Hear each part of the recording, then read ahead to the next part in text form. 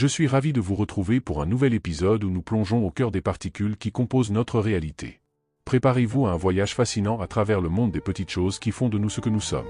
Avant de commencer, n'oubliez pas de vous abonner et d'activer la cloche de notification pour ne rater aucune de nos explorations. Laissez un commentaire pendant la vidéo. C'est parti! Commençons par les bases. Les particules. Vous avez sûrement entendu parler de l'atome, cet assemblage incroyable de protons, de neutrons et d'électrons. Les particules, dans le langage de la physique et de l'astrophysique, sont des unités fondamentales de la matière. Imaginez que tout dans l'univers est composé de minuscules briques que l'on appelle des particules.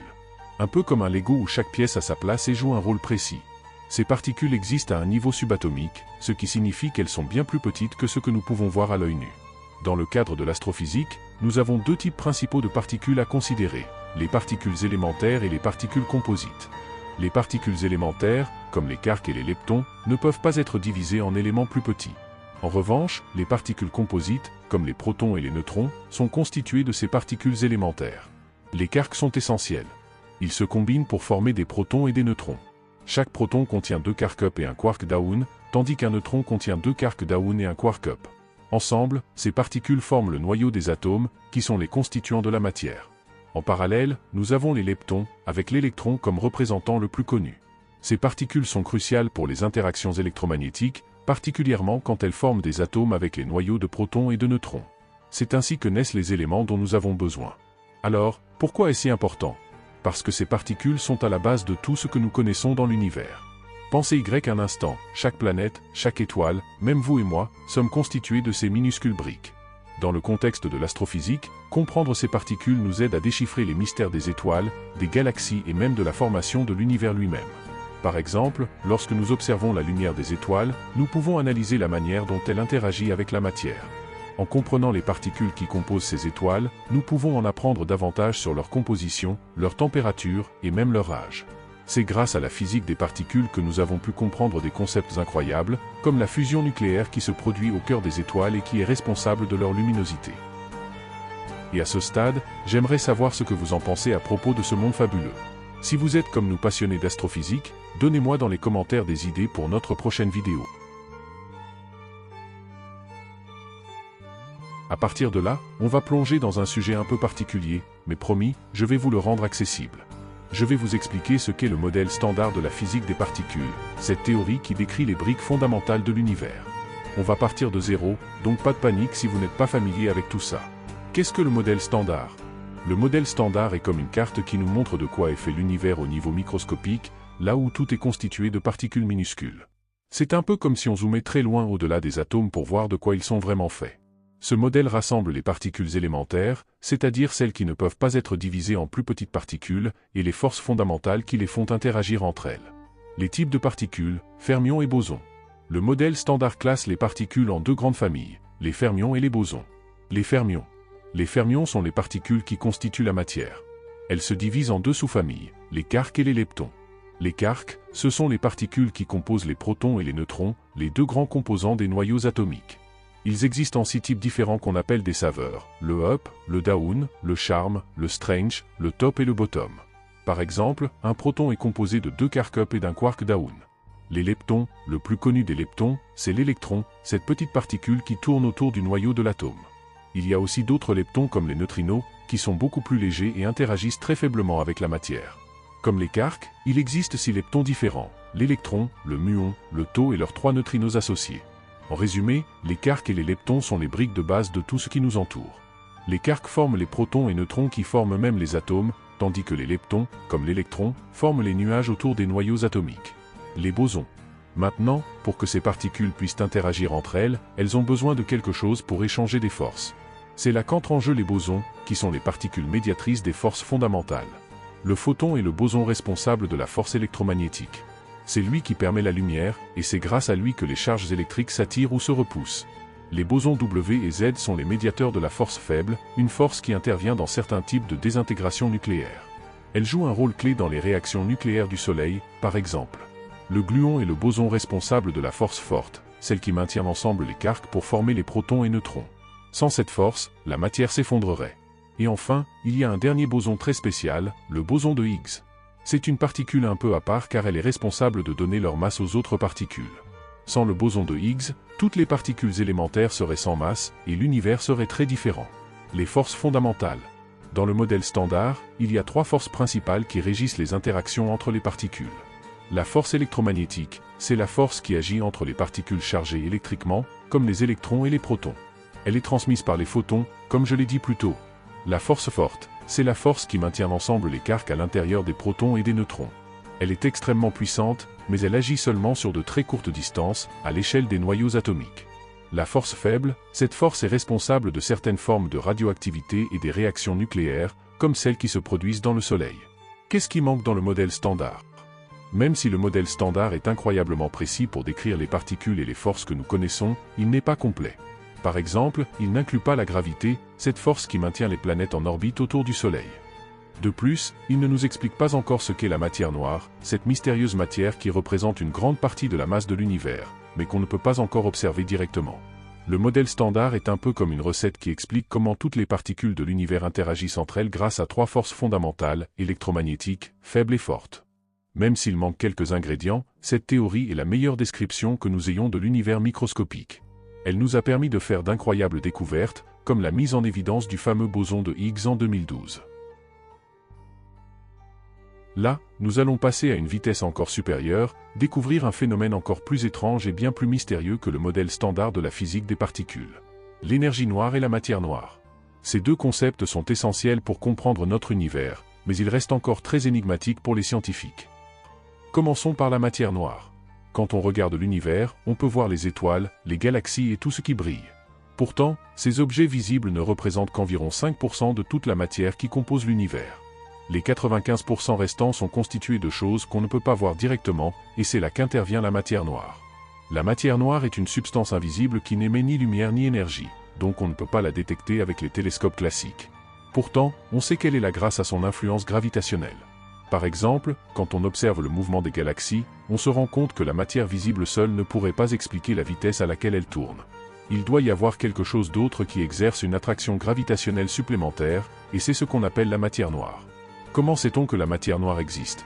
La preuve la plus célèbre de l'existence de la matière noire vient de l'astronome Vera Rubin dans les années 1970. Elle a étudié la rotation des galaxies et a constaté que les étoiles à la périphérie des galaxies tournaient beaucoup plus vite que prévu. Si l'on se fiait seulement à la matière visible, ces étoiles devraient être éjectées des galaxies. La seule explication, c'est qu'il y a une masse invisible qui maintient tout ensemble, d'où le concept de matière noire. Aujourd'hui, on pense que la matière noire représente environ 27% de la composition totale de l'univers. Mais ce qui est fou, c'est qu'on ne sait pas encore ce qu'elle est. Elle pourrait être composée de particules exotiques, mais on n'a pas encore réussi à les détecter. Passons maintenant à l'énergie noire, qui est encore plus étrange. Alors que la matière noire semble ajouter de la gravité, l'énergie noire, elle, fait le contraire, elle pousse l'univers à s'étendre de plus en plus vite. Dans les années 1920, Edwin Hubble a découvert que l'univers est en expansion.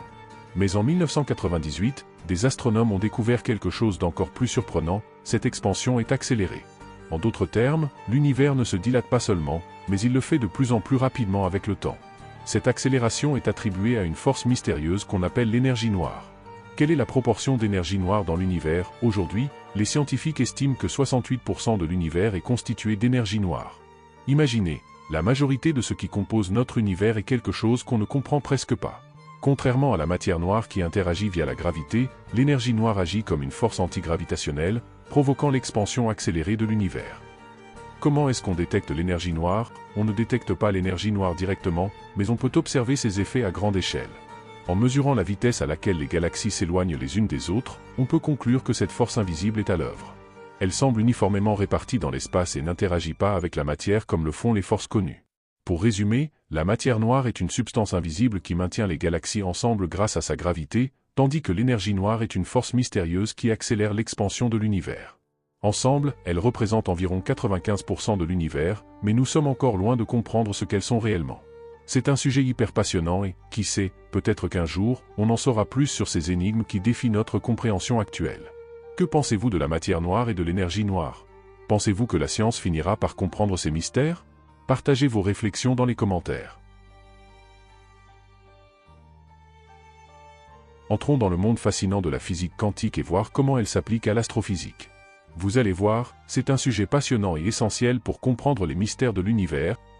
La physique quantique, c'est la branche de la physique qui étudie les comportements des particules microscopiques, comme les électrons, les protons et les photons, les particules de lumière. À cette échelle, les lois classiques de la physique, comme celles de Newton, ne s'appliquent plus.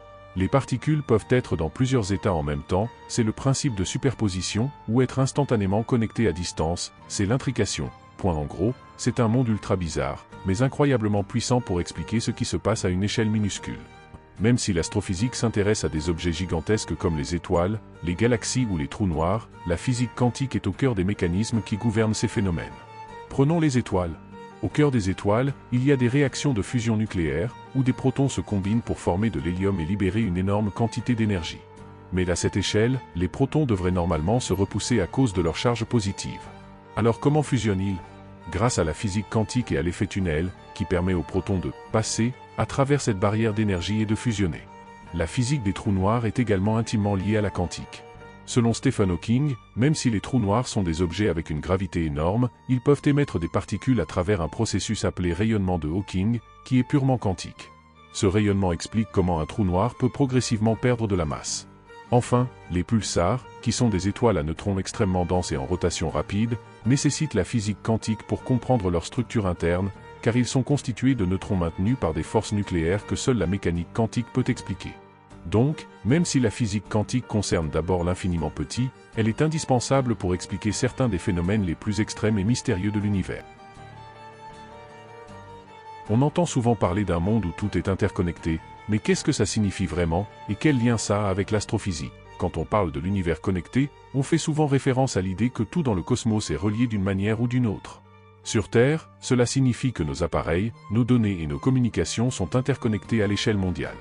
Grâce à Internet et aux technologies modernes, on peut partager des informations instantanément, peu importe où l'on se trouve. Mais l'idée d'un univers connecté va bien au-delà de notre petite planète. Dans le domaine de l'astrophysique, cette notion prend une tournure encore plus grandiose, car il existe littéralement des liens fondamentaux entre différents objets célestes et phénomènes cosmiques à travers l'espace et le temps. Le lien avec l'astrophysique. L'univers connecté dans un contexte astrophysique repose sur deux idées clés, l'interconnexion entre les phénomènes astrophysiques et les technologies modernes qui nous permettent d'explorer l'espace plus profondément que jamais. L'interdépendance cosmique. En astrophysique, on a découvert que des objets célestes situés à des millions, voire des milliards de kilomètres, peuvent interagir entre eux grâce à des forces comme la gravité ou les ondes électromagnétiques. Par exemple, la gravité d'une étoile massive peut courber l'espace-temps autour d'elle et influencer le mouvement des planètes et des galaxies situées à des millions de kilomètres. Ce phénomène, décrit par la théorie de la relativité générale d'Einstein, montre que l'univers est fondamentalement interconnecté à travers ces forces. Un autre exemple est le concept des ondes gravitationnelles, découvert en 2015. Ces ondes, générées par des événements violents comme la collision de trous noirs, se propagent à travers l'univers et peuvent être détectées sur Terre. Cela montre que les événements les plus éloignés peuvent avoir un impact direct sur ce que nous observons ici. Les nouvelles technologies de connexion, grâce aux avancées technologiques, l'univers connecté ne se limite plus aux objets célestes. Avec des télescopes puissants comme le James Webb Space Telescope et des réseaux de satellites, les scientifiques peuvent connecter les données provenant de diverses parties de l'univers pour mieux comprendre sa structure et son fonctionnement. Le développement de l'intelligence artificielle et des réseaux interstellaires pourrait bientôt permettre à nos sondes et à nos missions spatiales d'explorer l'espace de manière encore plus autonome, en envoyant des informations à la vitesse de la lumière. Imaginez des satellites connectés capables de cartographier des galaxies entières en temps réel et de communiquer instantanément avec des stations sur Terre. Cela nous permettrait de comprendre des phénomènes cosmiques avec une précision inégalée. L'univers connecté et nous. Au-delà de l'astrophysique pure, l'idée d'un univers connecté a un impact direct sur notre vie quotidienne. Les satellites en orbite sont les piliers de notre système de communication mondiale, que ce soit pour la télévision, le GPS ou Internet. Sans eux, notre vie numérique serait bien différente. On dépend déjà de cette connexion cosmique pour fonctionner en tant que société moderne. Et à l'avenir, avec la conquête spatiale et les projets comme Starlink d'Elon Musk, l'idée d'un réseau Internet interplanétaire devient de plus en plus réaliste. L'exploration spatiale pourrait bientôt bénéficier de cette interconnexion, permettant aux astronautes et même à des colonies sur Mars d'être toujours connectés avec la Terre. En somme, l'idée d'un univers connecté va bien au-delà de la simple connexion entre appareils électroniques.